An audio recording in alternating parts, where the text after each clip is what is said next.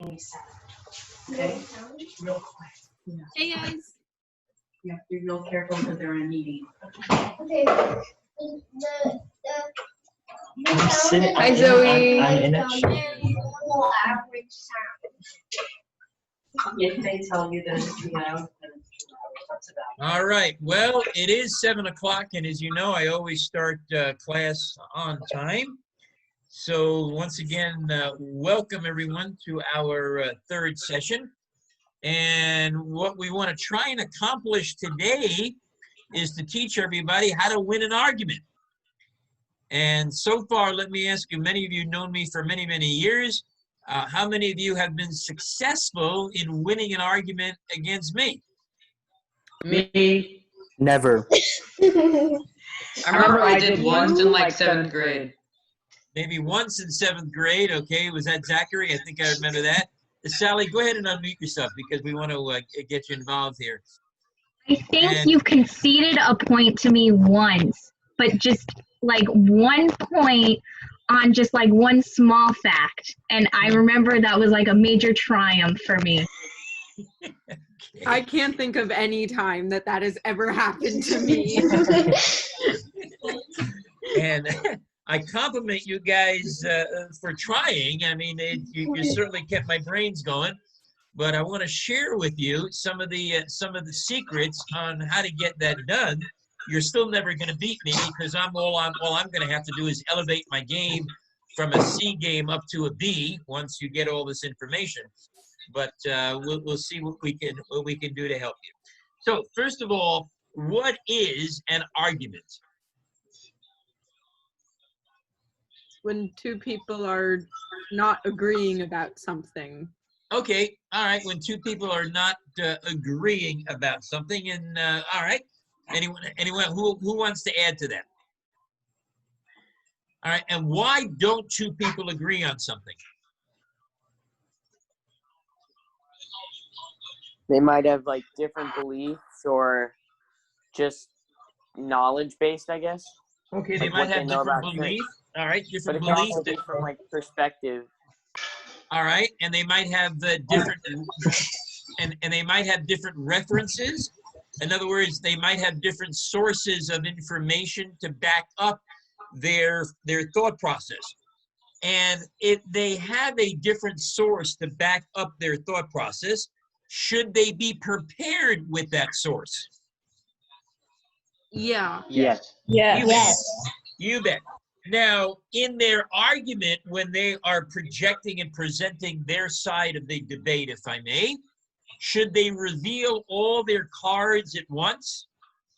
No. No. Why not? Because when everyone knows exactly what you have to go based on, then they can go around that or use it to their advantage and win very easily. Right. So what you want to try and do is exhaust them until they're totally tired and then bring in the so-called coup de grace. This is the information I have. And then by that time, you're so tired and worn out, you don't feel like arguing anymore. Have you ever seen me use that technique? Yeah. Yeah. And how effective has that been? Yeah.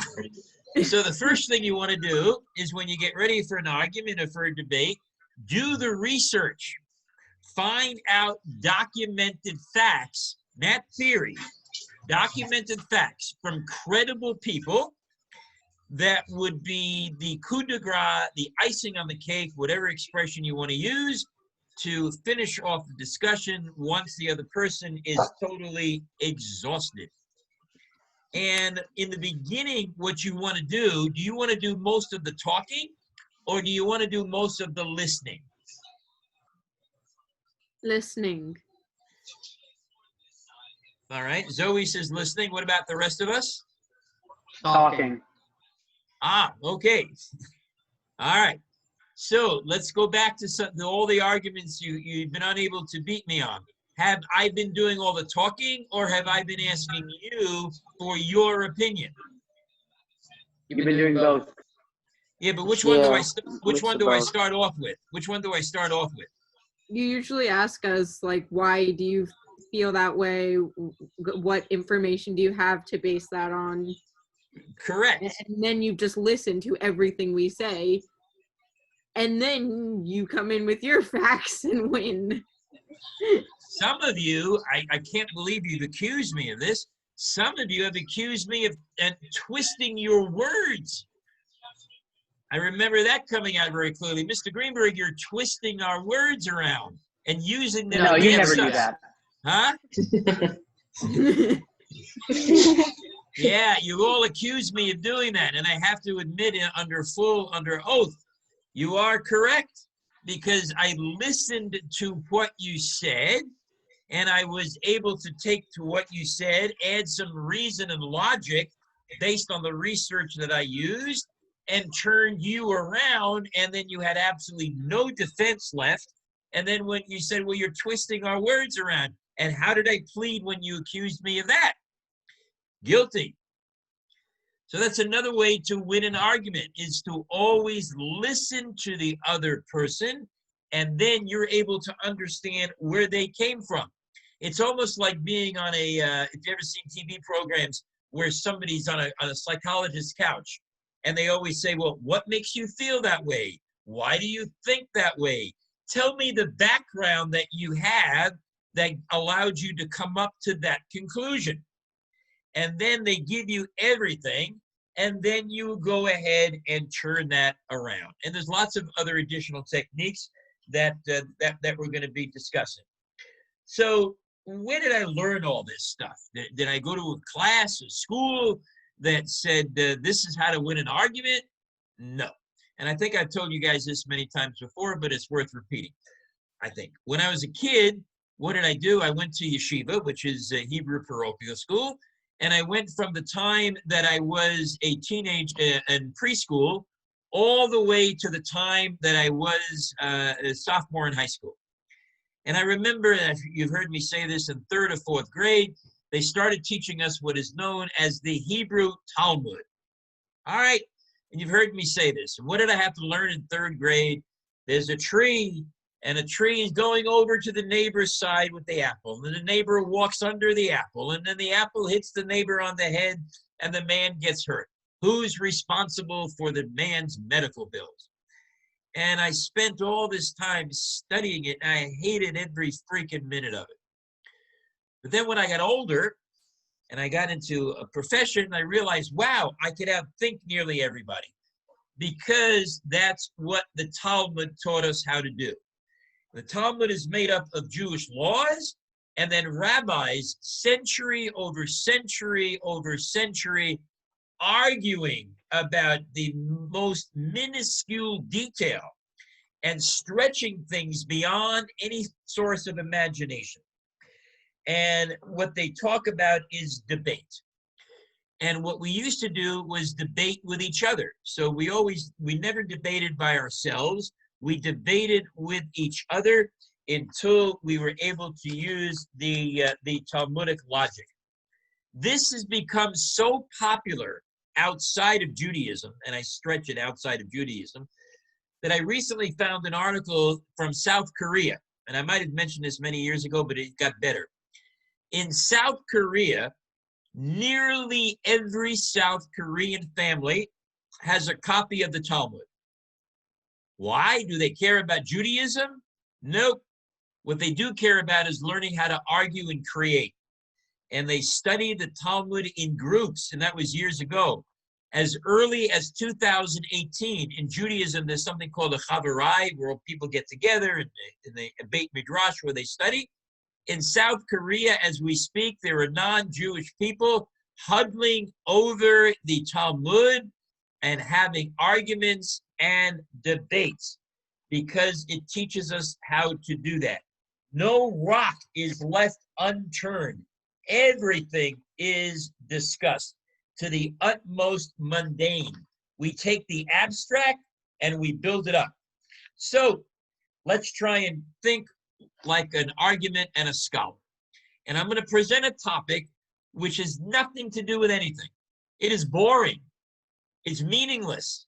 It has no relationship to you. But man, it'll get you to think. Here we go.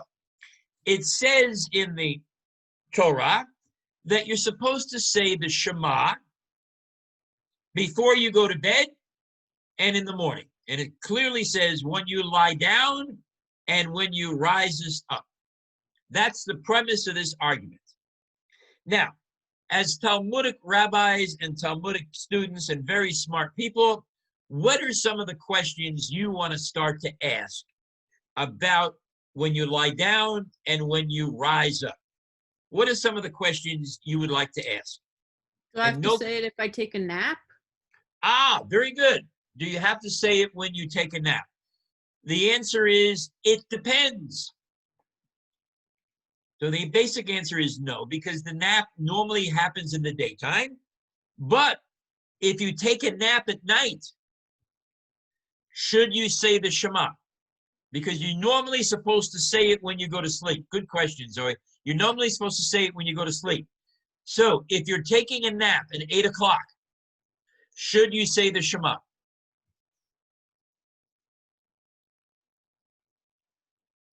Come on, guys, give me an answer. Should you say the Shema?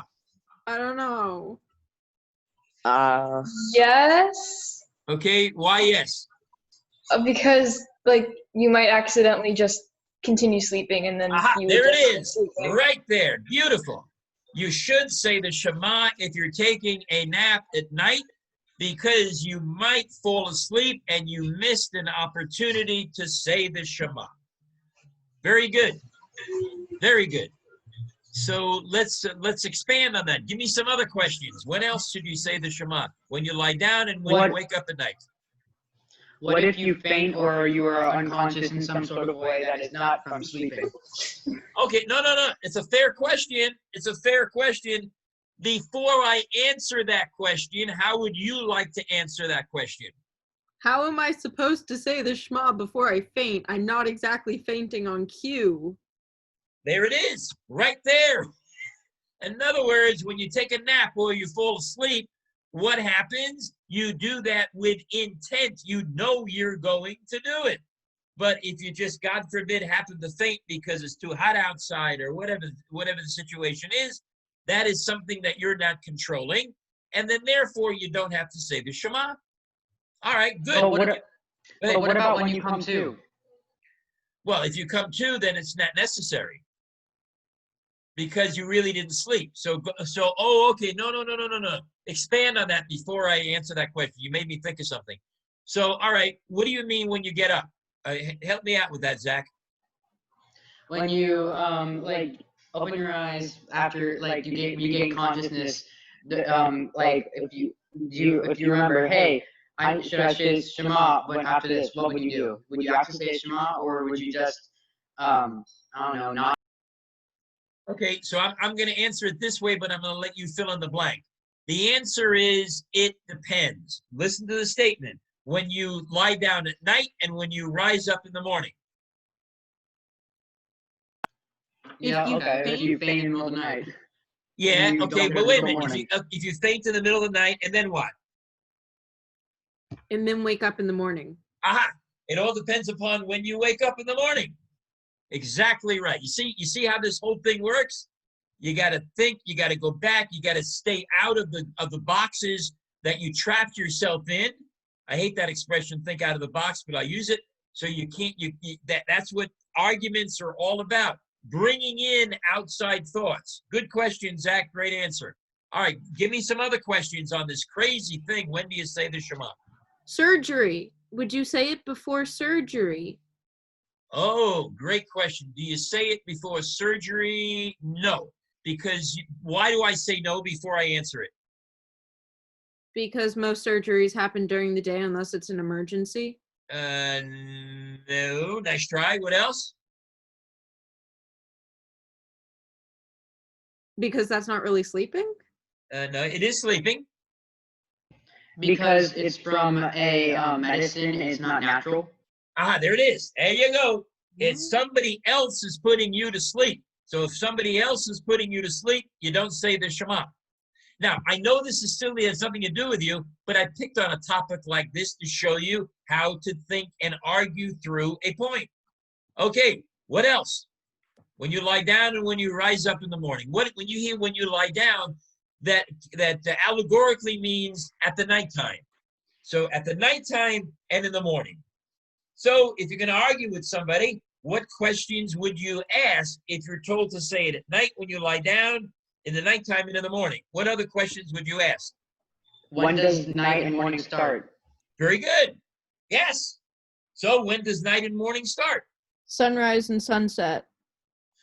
Sunrise, but let me ask you this question, Zoe.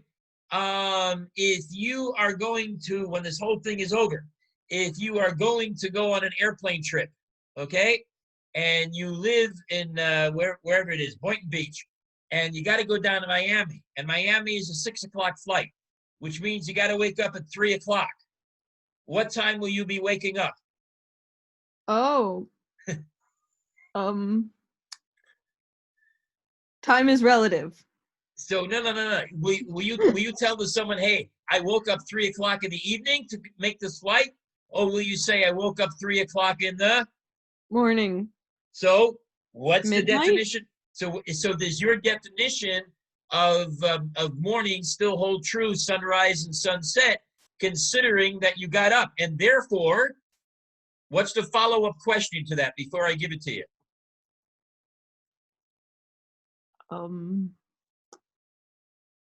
What time does the day start?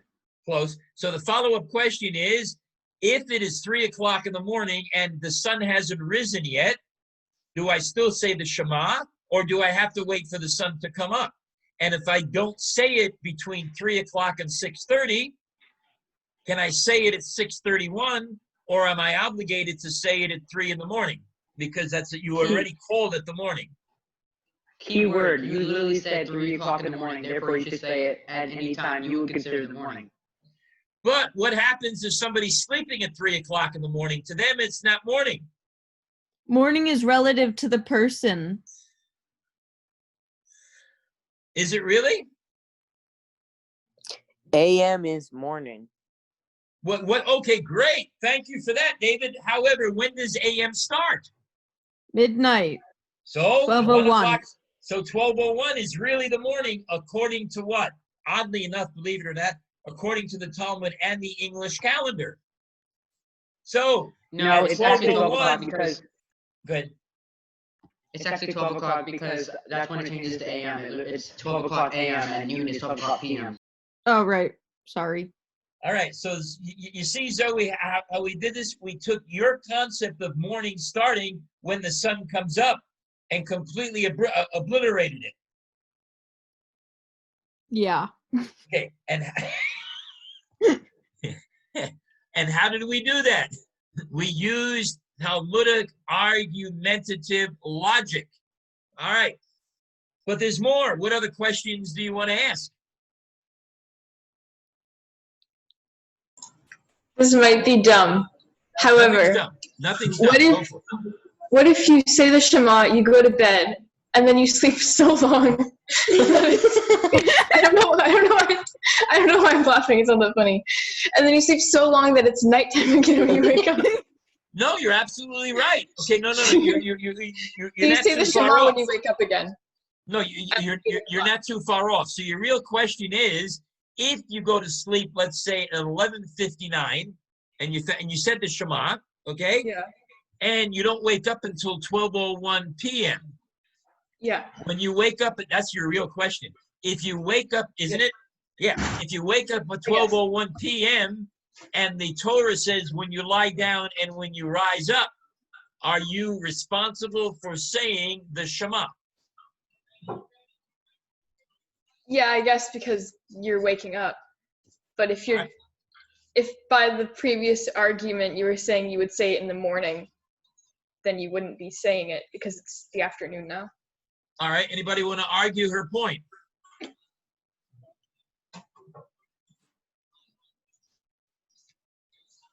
Wait, Okay, so we- does Zoe, it go ahead. say when you lie down in the morning? No, does it say when you lie down at night? yes, or when does you it lie say down when at you night lie and when down? you rise up in the morning. Correct.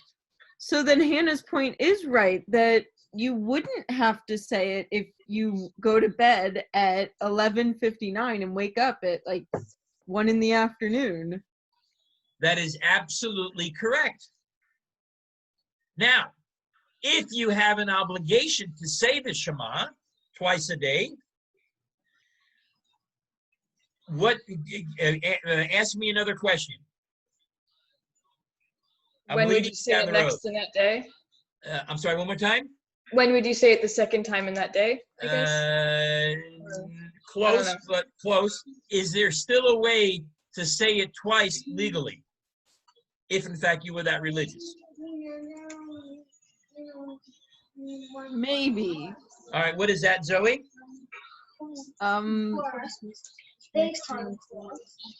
So if you say it at 11:59, wake up in the afternoon the next day, Yes.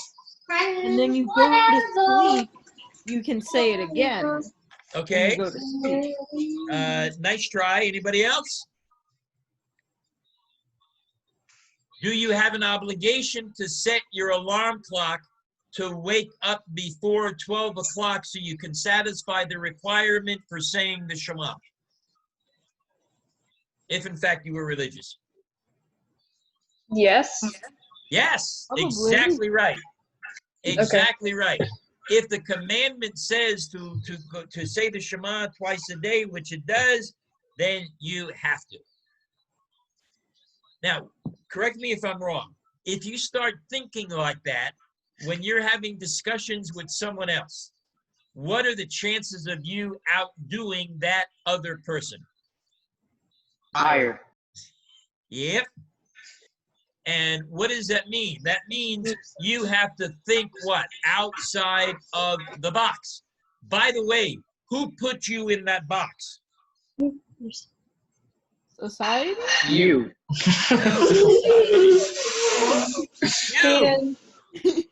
You put yourself in that box. You're the ones that absolutely did that. All right. So these are Mr. now. Greenberg, Yes. I thought of another loophole. All right, go ahead. So in the Modeh prayer, doesn't it say that your soul like leaves and it goes exploring or whatever? Yes. Does that would your I don't know your soul have to say the Shema or something? Okay. Well, there was a little bit of noise in the background, so I couldn't hear the end of the question. Zach, one more time, please. In the Modeh it says that your soul leaves your body when you go to sleep. Correct. So does that mean that like if you're sleeping late and or something, does that mean your soul has to say Shema? Yeah. So you're obligated to say if you follow the rules, you're obligated to say the Modeh Ani anytime during the day when you went for a sleep for the evening. But let's try another thought process. So I want to go back to the Shema. Again, it's a mundane topic, but if you can learn how to argue through a mundane topic in an important one, it becomes easy. Does anybody here take track? So there's a way that track teachers get runners to be better. How? They put weights on their ankles. And why do they put weights on their ankles? Because they have to learn how to train with weights and their feet get stronger. And when they race, they don't race with weights, but because they're trained to run faster with the weights, they become faster runners. So that's why I'm taking these mundane topics, which mean absolutely nothing, and making a whole big mountain out of it. So let me ask you this question. What happens if an individual works during the evening and sleeps during the daytime? Oh, the night shift. Yeah. Now, before you answer that question, Zoe, that's Talmudic logic. Don't be satisfied with the facts that are given.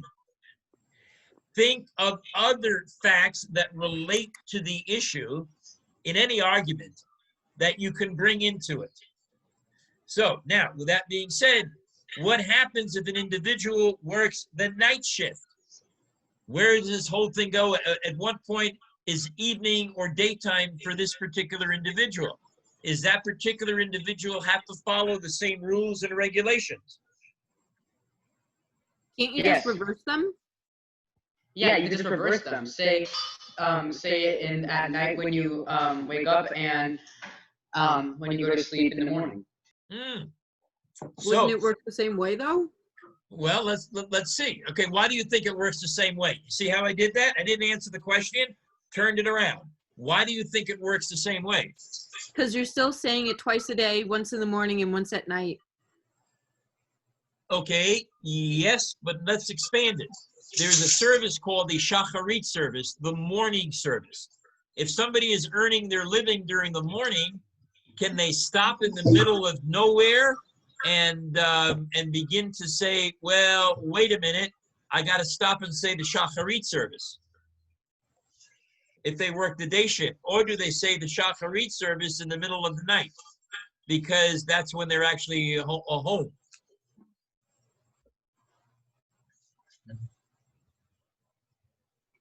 Do I have your heads all mushed up? It depends on what time they go to work. All right, very good. It depends upon what time they go to work. Good answer. All right, let me relieve you of this thought and move on to something else, and then we'll get back into some good arguments. All right. So anybody ever hear of a college called the Brigham Young University in Salt Lake City? It is a highly Mormon college. If you're a Mormon or you belong to the, what do they call them, the Latter-day Saints, yeah, the Church of the Jesus Christ of Latter-day Saints. Guess what they learn in Brigham Young University that has absolutely no Jewish people going there? How to argue based on the Talmud. No, Oh. they learn the Talmud. Oh. They learn the Talmud. And it's a requirement that they learn the Talmud in order to learn how to argue and how to think. And they came up with 4 different things about the Talmud. They say it's abstract with rational criticism of each tradition. So what does that mean? We just took an abstract idea, when do you say the Shema? And we began to criticize it rationally and reasonably and try to make some sense out of it. Historical criticism of sources and their relationships. I did that when I said this comes from the Torah. That is historical. Philological and literary criticism of the meanings of the words and phrases. I did that when we started to discuss what's the difference between morning and evening, AM and PM. And last but not least, practical criticism of what people actually do in order to carry out their religious obligation, which we also talked about as to what happens if a person works the graveyard shift or the night shift, as it's called, and what happens if they sleep past 12:01. All these 4 aspects of thought process and arguing are the basis of Jewish thought. And for those that study Talmud, they study it every day that way. All right. There are many different books of the Talmud, and I'll just give you the subjects. One of them is knowledge. The next one is love of God. The next one is setting of times for the holidays and for morning and night. Women, holiness, pledging, seeds, meaning growing, temple service, sacrifices we no longer do, purity. The big one is damages, acquisition, civil law, and judges. And you might have heard me say this once before, that when the United States was formed, it was formed on 79 original rules in New Haven. 39 of those came directly from the Talmud? Torah, Torah. with Talmudic interpretation. And then, of course, there are people who argue and argue and argue about every little word. And when they argue, they bring in sources. So if I'm going to say, well, I have an idea, and somebody else actually said it first, I have an obligation of telling you who said what or where I read it. So for example, for when we used to have class, there was one student, and what did that student always accuse me of using as a source for my material? I can't hear you, Miss Brown. Wikipedia. Wikipedia. All right.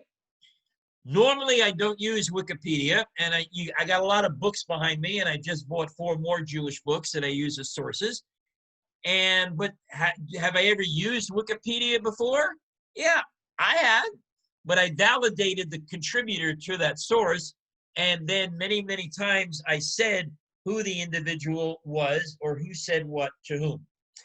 And it has been proven that that is one way where you do not plagiarize anybody. So I belong to something which is called the Daf of the day, which means the Talmudic discussion of the day, and it's really 1 page. And there's one that came in this morning that sounded like the most ridiculous thing in the world, but yet I went ahead and embraced it, and I thought we could use it as a discussion point and to see how you would do on your argument. So let me read what did I do with it? Hold on with me just a second. Oh, where is it? Talmud, let's go. Here it is. Here we go. It says as follows. If a Gentile, which means a non-Jewish person, lights a light on Shabbat for his own purposes, a Jew may use its light. And if the Gentile kindled it for a Jew, the old rabbis prohibited it from using its light. In other words, you can't hire a non-Jewish person to turn your lights on Shabbat. And before I continue, I will admit once again, this is a mundane subject, which has absolutely nothing to do with you. And for that reason, it makes sense to discuss it. Then it says, if a non-Jewish person drew water from a well in the public domain to give his animal to drink, a Jew may give his own animal a drink afterward from the same water. And if he drew the water initially for the benefit of the Jew, it is prohibited for the Jew to give his animal a drink from that water. If a Gentile makes a ramp on Shabbat to disembark from a ship, a Jew disembarks after him. A Jew may disembark after him. If he made the ramp for a Jew, it is prohibited. Okay? So start asking me questions about this crazy thing. Does that apply to technology? Okay, great question. So why do you ask that question? Because I'm pretty sure that some Hasi use like Shabbat settings on their ovens, so that like they set it in it like a day in advance, so that it goes on like during Shabbat. Yeah. So it goes on during Shabbat, so nobody has to touch it. So yes, in those particular cases, the answer is yes. But when they invented these laws, did they have the technology we have today? No. So I'll throw the question back to you, Sally. What is the reason that we cannot drive on Shabbat, if in fact we follow that law? Is it written in the Torah, a Talmud, that you cannot drive on Shabbat? No. Nope. They didn't have the technology. Does anybody know the answer? I really want you to think about this one. Does anybody know the answer why we can't drive on Shabbat? You can't start a fire, and technically an engine is like power, and that's like similar to starting a fire. I don't know. Okay, are you very close? Okay, so what part of the car causes a fire?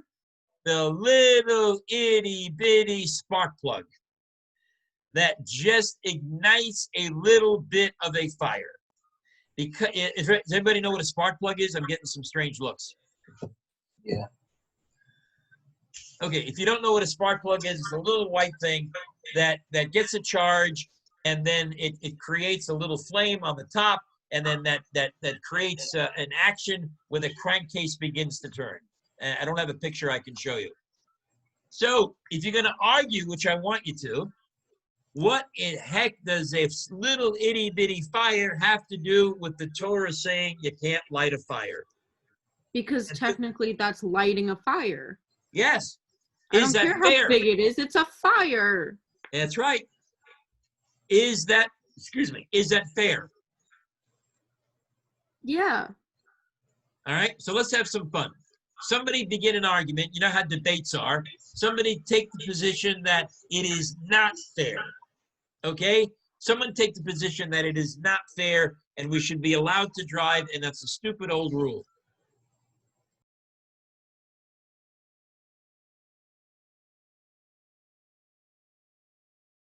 All right, let me help you.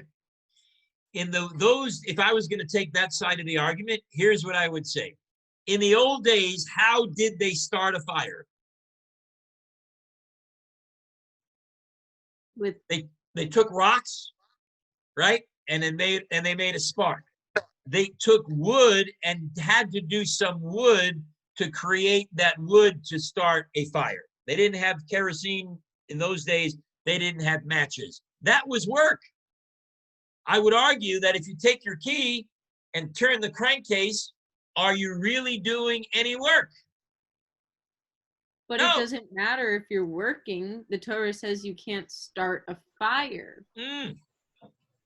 I know, Even- but I didn't do anything to start that fire. I indirectly caused that fire to occur. But I didn't directly have anything to do with it. Yes, you Let me did. take it a You step turned further, key. Zoe. Watch this. Let me take it a step further. Let's assume, for example, my automobile. Watch this. Let's assume, let's assume, for example, my automobile worked with a Google Assistant or Alexa. And all I did was, and there are cars like this, and all I did was say, Google, start my car. Can I do that? I didn't do nothing to do with the fire. But you still told the machine to start the car. Aha, let's go a step further. Very good. If 24 hours in advance I told Alexa, please start my car at 8 o'clock, and you I told still Alexa, are telling it to start the car. but I didn't do anything with it. But I did it before Shabbos. I'm going to take Sally Brown's discussion and say if it's okay to light a Shabbos stove earlier, it's certainly okay to program the car to start in advance, is it not? Yes, Ms. Esther. Is it music? No. I was gonna say that like it's still your intention to use it on Shabbat. So even if you didn't do anything, you're still like wanting to use it on Shabbat. Excuse me, Miss Esther, but Miss Brown suggested that I have a hot oven, a stove, a Shabbat stove that I want to use on Shabbat that keeps something hot that uses electricity, which is the same thing the car does. So if I'm able to light my thing in advance, Well, you shouldn't 24 be able hours, to do either one I'm then. doing the same thing. You shouldn't do either one then. Oh, wait a minute. Jewish law allows me to have a Shabbat stove. It does. Yes. The Where? ultra-Orthodox use it all the time. You don't turn it on. Yeah, I know. That's what he's saying. So why can't I program my car in advance? Amanda, did you have your hand up? You have to stay down. Okay. Hey, Mr. Greenberg, what if you use like a crock pot or something? Same thing with a crock pot. Yes, for the children. For the children, you can program the crock pot in advance to keep it warm during Shabbat. And I'm even going to go a step further. If I wanted to make a lot of money, I would make a Shabbat car for Orthodox Jews where I set the time, and on its own at 8 o'clock in the morning, the car starts on its own. And I would Like a argue I Shabbos can do that. elevator. Huh? Like some hotels have Shabbos elevators where it stops There at you every go. floor. So it means There that you go. That has the potential to do. I think I just Like, gave no, up. but it's already working. 'Cause it's like touching. It's like. So imagine Can I- that. Can I ask something? Yes, So of course. the point of the not being able to do the fire is you're not able to do work on Shabbat. So even if the car is started, what are you going to do in the car? What are you going to go into the car to do? Are you just going to go like see a person, or are you going to go to a store and like then you would be exchanging money, and you can't do that on Shabbat either. No, you're going to You're gonna drive go to to your shul. hotel. So You're going to What did drive you to say? shul. You go to It's your hotel, raining, right? it's pouring outside. You want to go to shul. It's a day. Driving? It's a Yorkshire observance, and you want to go to shul. I'll make it worse. It's a. You see how I brought that in? It's a Yorkshire observance, and I want to go to shul. Driving is very difficult. It takes a lot of mental and physical thinking because you have to be looking everywhere, and you know you don't want to kill anyone, you don't want to get hurt, and Unless so you have a is that not self-driving car. technically work? Very good, Miss Estrin. I like that. I was just heading in that direction. But no That's one very no good. one has a self-driving car. But so- they will in about 2 years. Tesla They has will in 2 autopilot. years. So therefore, Actually, they do have within the- self-driving cars. Yeah, they already have Tesla. self-driving cars. Yeah, no, It but does like, do you Tesla. have It one? does make you Do you have a switch lanes into self-driving auto. car? In this hypothetical situation, Mr. Greenberg, do I own a Tesla? Well, a Tesla is not a self-driving car yet, right? That It has is- autopilot. Some are. All right, it has autopilot, yeah. So yeah, It's if it not- has an autopilot, yeah. If it has, not and I'm not a rabbi, so don't go running out doing this stuff. But if it Well, this- has, if it's self-driving and it can be programmed to be turned on at a particular time, the question then becomes, as it should, using Jewish Talmudic argument and logic, can you get in that car? I think we just created an argument that says yes, we can. And that all started with Zoe saying you can't drive, and look how we turned that around. So tell me how you hate me. All right. So let's. I want to go back to this whole issue, but I want to throw something else in. Let me tell you how brilliant this stuff is. There is a story in the Talmud that I read the other day. I thought was brilliant. This is a true story. It goes back in the old days when we had the temple, and they had something where people would bring firewood to the temple for the karbans, for the sacrifices, and they had that fire. It wasn't Shabbat; it was during the week. Okay, fine. We were under siege by the Romans. And the Romans, like most other people, didn't want us to practice our religion. They didn't want us to practice. So they put guards on the road to prevent the Jews from bringing wood to the karban. Okay, and if the Jew was caught with wood in his wheelbarrow or his cart, he was told to go away. But the Jews found a way around it and were able to openly in public get past the Romans and still bring the wood. The question for you is, how did they do it?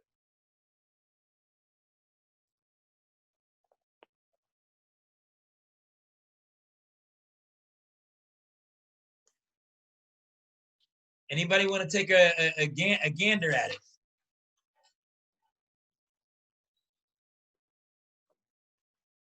All right, here we go. This is where the brilliance is. What they did is they created ladders made out of wood. And what happened? They would go to the Romans would see the ladders and say, "What are you doing?" I said, we have to climb something. We're using these ladders to climb. And guess what? What did the Roman guards say? Go through. That is Isn't what that Jewish. technically lying? Were you technically lying? Great question. So what is a lie? See what I did? What did I do? A lie is not telling the truth. Okay. Yes. In that particular case. Now, does Judaism forbid lying? I don't know, but I don't think it exactly encourages I don't think it does. Oh, really? So if you happen to have a bride who's getting married, and obviously she's getting married on her marriage day, and you see her, and maybe for whatever reason she's not the most attractive person in the world, and she says, "How do I look? It's my wedding day." What does Judaism tell you to tell her? That she looks good. Yeah, you're beautiful. You look good. Judaism tells you to do that. So therefore, We were told to lie. Yes. Yes. Can I ask why? Can you ask why you were told to lie? Because you don't want to hurt that person's feeling. It is her most glorious day that is there. Now let's move back to Talmud. But as I move there, how do you think I'm going to get there?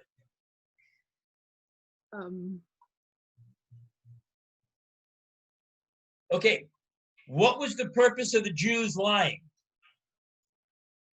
To do something for like a religious thing. There it is. To pray to God, to give the wood for the sacrifices. Okay? That's okay. Did they harm anybody? No. Did they kill anybody? No. Did they rob from anybody? No. Did they do it so they could practice their religion? The answer is yes. Using the same logic about telling a bride, you're beautiful, even though maybe she isn't.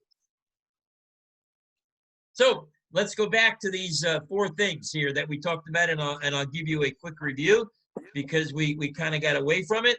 So we were talking about. I'm sorry, Mr. Goldberg. What was that? No, I dropped the phone on my face. Oh, okay. Very good. Let's see what else we got. Okay, so why do they want to have not allow you to have a Jew do all this stuff for you? What's the sense behind that? You could just get it like a non-Jewish roommate, and then they would do all your stuff for you, and then there wouldn't really be a point in having Shabbos. Ah, okay, all right. So the ends does not always necessarily create the means, is I think what you're saying, correct? I guess. All right, let's see what they say. If at first read, these appear to be 3 examples of the same rule, namely, if an action that a Gentile performs for their own benefit happens to benefit from said action. But the Gemara, which is a Talmud, which views the sacred text as the Mishnah as containing nothing that doesn't mean anything, doesn't read these 3 examples the same way. Number 1, the light of a pole for one is the light of a lamp for 100 people. So you have a lamp, it's 100 people. There's no need to kindle multiple lamps for multiple people. The light of one candle suffices for many. Therefore, it is permitted to use the light of a lamp kindled by a Gentile. With regard to water, there is room to issue a decree against benefiting from Gentiles' effort, lest one come to increase the amount of water he draws for a Jew, even without stating that intention. So what they're saying is, and the way they're trying to work with your mind, is that as a Jew, you're not supposed to allow the Gentile to do that for you, unless the Gentile can prove that a lot of different people are in fact going to benefit from it. And when they do, Jews and non-Jew, then you're okay. So I want to back up a little bit, and I want to go back into the basis of arguing. So what is the basis of arguing? Listen to the premise, and just as we did here, find out why the person is asking the question. Let them fully explain. Then you answer it with sources and stories, by the way, as I did with the ladder. And then what happened? You all became convinced. Zoe asked a very innocent question when I started about the fire and the spark plug.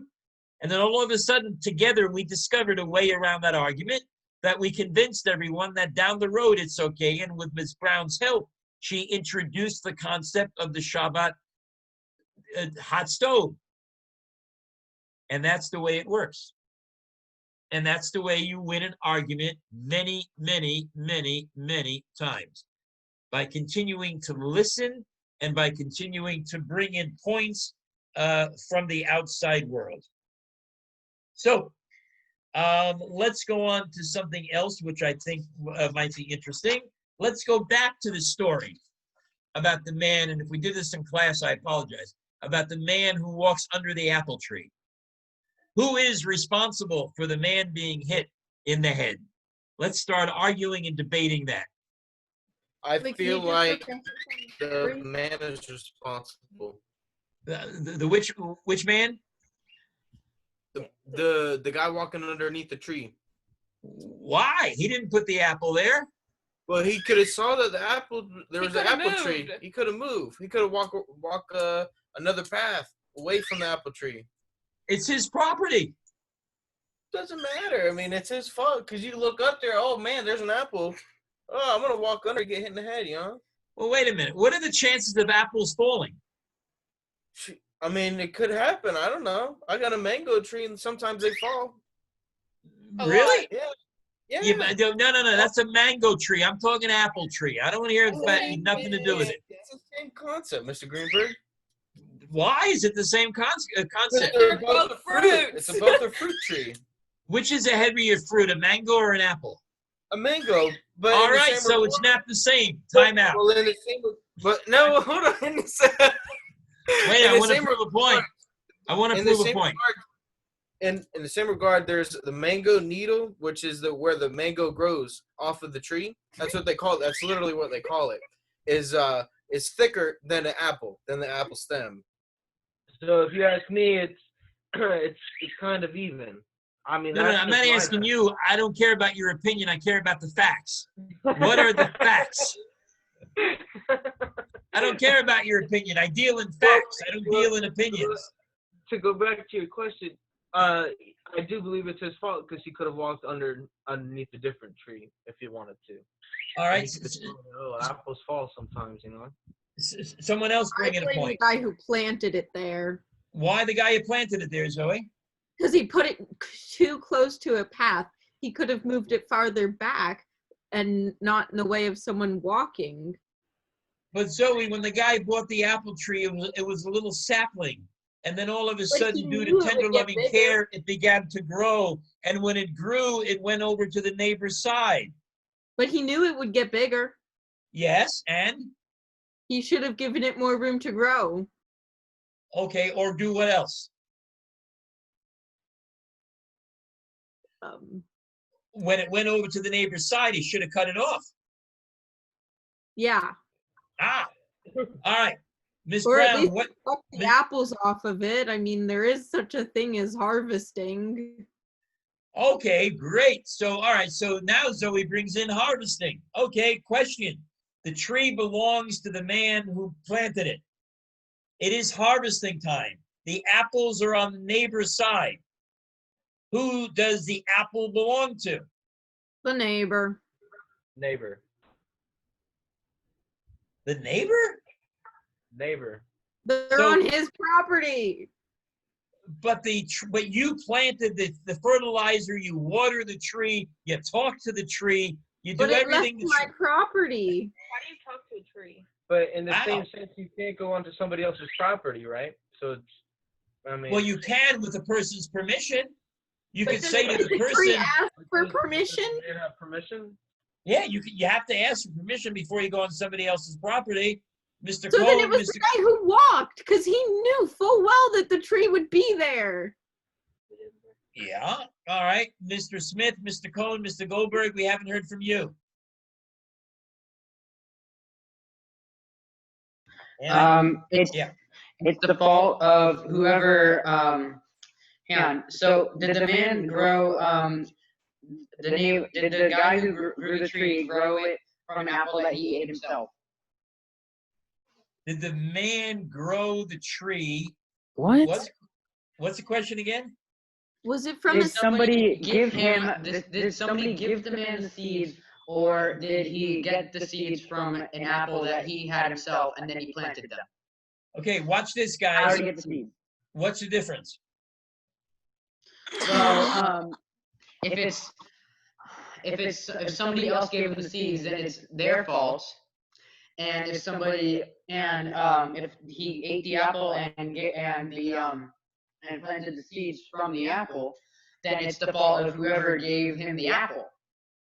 So, Mr. Smith, what you're telling me is if somebody gave me seeds as a gift, and I took those seeds and put them into my ground, and I grew an apple tree, and that apple tree grows over my neighbor's fence, and my neighbor gets hit in the head by the apple falling down, the guy that gave me the gift is responsible? If he never gave it to you, it would never have happened. So technically, yes. Yep, exactly. Please substantiate your fact and tell me, based on fact and precedence, and that opinion, as I told the other gentleman, I don't care about opinion, I want fact. Based on fact. How do you know that based on fact? Because if he never gave it to you, you would never have had it. And that apple would never have fallen on that guy, and he would never be in the hospital, and he wouldn't need the medical bills in the first place. But Zoe, when I got the apple seeds, whose choice was it where I was going to plant it? Why did I have to plant it so close to the fence? Well, that's what I was saying earlier. But if you got the apple seeds that you bought yourself, yeah, then it's your fault. But if they were given to you, then it is someone else's fault. But it's not. The person who gave you the seeds has no control over where you plant them. That's right. Yes, But they gave yes, them but to if you. Yes, but if he hadn't given you the seeds, then you wouldn't have had to make that choice. Well, where did he get the apple that he gave to me? Did he get it from the grocery store? Did he get it from someone? Did he grow it himself? Whose fault is it in the end? Then it's their fault. Agriculture. That's the real criminal here. Is agriculture in general, I guess. Wait a Mother minute. Nature killed him. Wait a minute, Mr. Smith. Let me help you out here, and all you folks. What happens one day when your parents give you a car? According to Mr. Smith's logic, if they gave you a car and you drove it, not during Shabbat, and you drove the car, and God forbid you got in the accident, you can actually go home to your parents and say, hey, Mom, Dad, it's not my fault. According to Mr. Smith, you shouldn't have given me the car in the first place. Therefore, it's your fault. The car manufacturer. That's where they got the car. Whoever taught you how to drive. Maker is where the manufacturer got the car. That's why my parents are They can all share the blame. Pay for half of the car. Well, I'm not. They can all share the blame.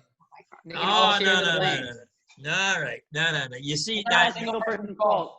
Now, Mr. Smith, let me ask you a question. Now that I gave you the example about the car, that it really isn't your parents' fault and they cannot be held liable for that. If they gave you the car and you, God forbid, got into an accident, it's not their fault, okay? Would you like to retract?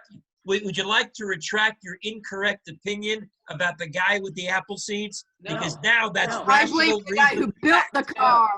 It is whoever taught you how to drive, and it's whoever taught them how to drive, and whoever taught them how to drive, and so on.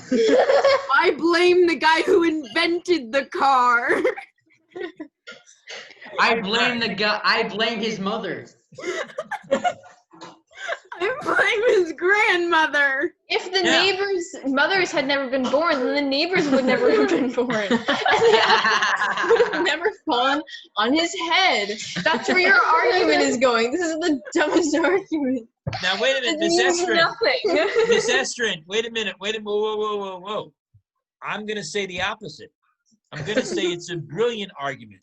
Because what Mr. Smith, in his own way, is doing, okay, is he did what? He got out of his own box and expanded his thought process to what can be thought of as mundane.